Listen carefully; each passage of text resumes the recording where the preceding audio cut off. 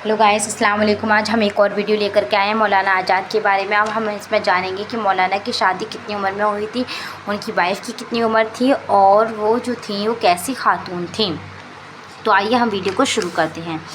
आज़ाद की उम्र बमुश्किल 12-13 साल की थी कि उनके वालिद ने उनकी शादी अपने एक मुखलिस मुरीद आफ्ताबुद्दीन साहब की सबसे छोटी बेटी जुलेखा बेगम से करा दी।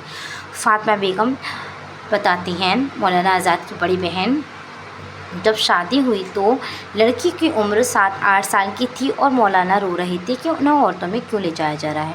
मौलाना इतने छोटे थे, उनको समझ नहीं आ रहा था कि उनकी शादी हो रही है, तो वो रो रहे थे और कह रहे थे कि मुझे औरतों में क्यों ले जाया जा रहा है। अब हम देखते हैं कि जुलेखा बेगम जो थी वो कैसी खातून थी। तो जुलेखा बेगम ने फ़ारसी और उर्दू की अच्छी तालीम हासिल की थी और अरबी की मुबादियात से अच्छी तरह वाकिफ़ थी। सिर्फ मौलाना के एक लड़का हुआ जो 4 साल की उम्र में इंतकाल कर गया। जुलेखा बेगम में मशरक़ी खातून की तमाम खूबियाँ मौजूद थीं। उमूर ख़ानदानी की देखभाल करना, मौलाना की खिदमत और उनके अशाइज़ का ख्याल करना और उनकी सलामती के लिए दुआएं करते रहना उनका शऊर था। वो बड़ी मेहमान नवाज़ थीं। मौलाना जब तर्जुमाए कुरान लिखने में मसरूफ़ थे तो 2-2 बजे उन्हें पंखा चलती थी, यानी कि वो मौलाना आज़ाद की खिदमत करती थी और उनसे मोहब्बत भी करती थी और मोहब्बत करती थी। इसके बारे में हम जानेंगे, देखिए आगे।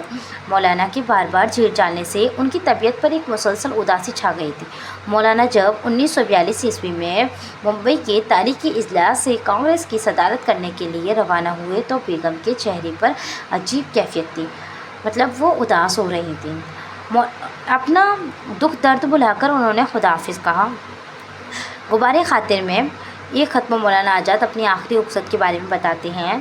गुज़िश्ता 25 बरस के अंदर कितने ही सफ़र दरपेश हुए और कितनी ही मरतबा गिरफ़्तारियाँ हुई, लेकिन मैंने इस दर्जा अफ़्तार खातिर उसे कभी नहीं देखा था।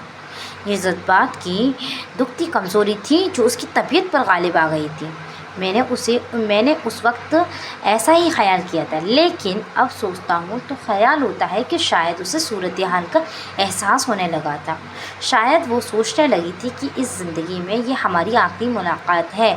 वो खुदा हाफिज़ इसलिए नहीं कह रही थी कि मैं सफ़र कर रहा था, वो इसलिए कह रही थी कि वो ख़ुद सफ़र करने वाली थी, यानी कि उन्हें एहसास होने लगा था कि वो इंतकाल करने वाली है और मौलाना और उनकी आखिरी मुलाकात है, इसलिए वो ज़्यादा दुखी हो रही थी।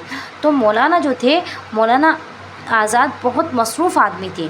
जद्दोजहद, आज़ादी और मुताले में दिन रात की मसरूफ़ियात के बावजूद एक साहिब दिल और दर्दमंद शौहर भी थे मौलाना आज़ाद, यानी कि वो बहुत अच्छे आदमी थे।